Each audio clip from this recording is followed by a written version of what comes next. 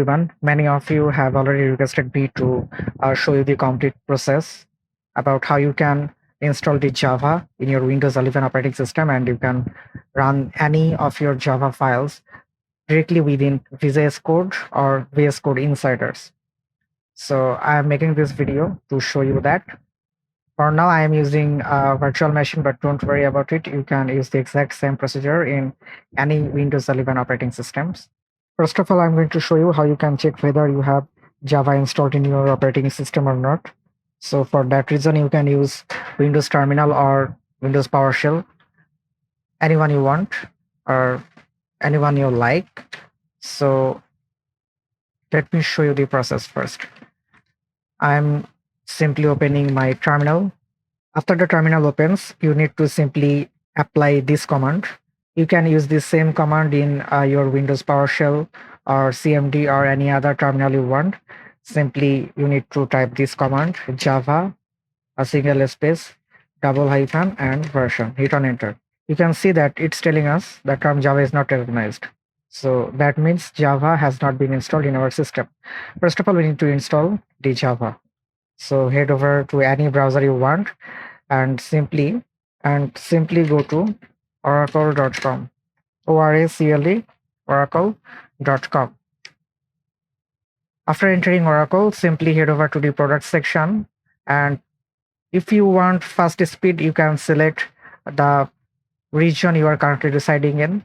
Like for me, I am from Bangladesh, so if I select visit oracle.com Bangladesh, then I will get server which is located near me, and I would get decent speed in downloading their software. All right, and if you are from different country, then you can select your country and go to that section as well. For now, I'm staying at the global site, so I'm selecting no thanks. I will stay here and head over to the product section, and from here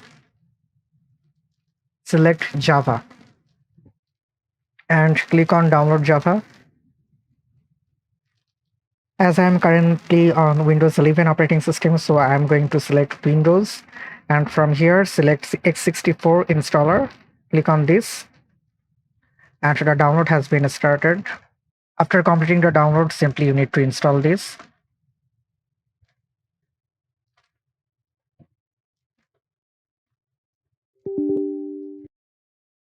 Simply click on next, and it will install itself. Now close this window, and then you need to go to the C drive where your Windows operating system is being located. And from here, go to program files, go to Java, go to the JDK folder, go to the bin folder, and from here you need to simply copy the path or directory. Okay, after that we need to add the Java to the path. You can do that using the two ways. First of all, you can simply search for advanced system settings, and from here you can do that. But if you want, you can simply head over to the control panel, and from there go to the system and security, and from system you can go to advanced system settings. Okay, both of the procedure will provide you the exact same window. Okay, so what we need to do, simply click on environment variables, click on path, click on edit, click on new, and simply paste the directory path you have copied earlier, and hit on OK. Now we are done.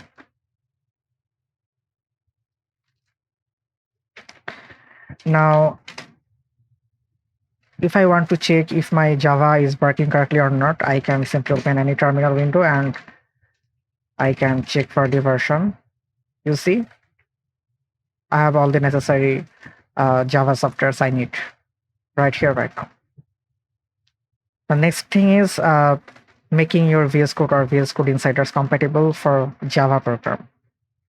So if you don't have VS Code or VS Code Insiders installed on your operating system, simply download the VS Code or VS Code Insiders, anything you want. For this video, I'm going to use the simple VS Code. Always try to download the stable version. After downloading, simply set up the VS Code or VS Code Insiders. Check on I accept the agreement. Next, next, next. And I prefer clicking all of the boxes because I need all of the boxes to be enabled. Next, install.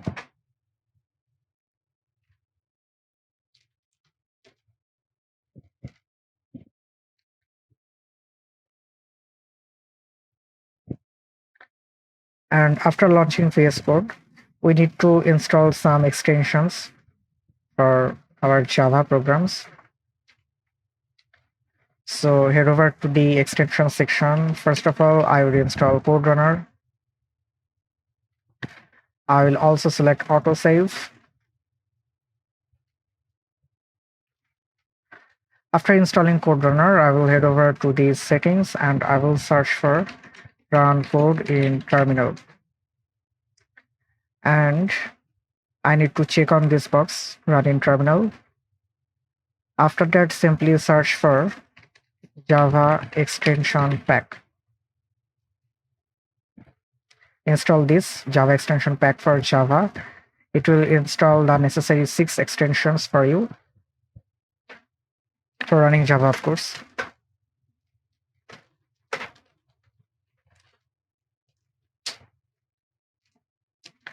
I'm going to create a new folder here for test purpose. And I'm going to open this folder right here. I'm going to simply create a main.java file. And from here, I'm going to write a simple Java code. I'm going to skip this.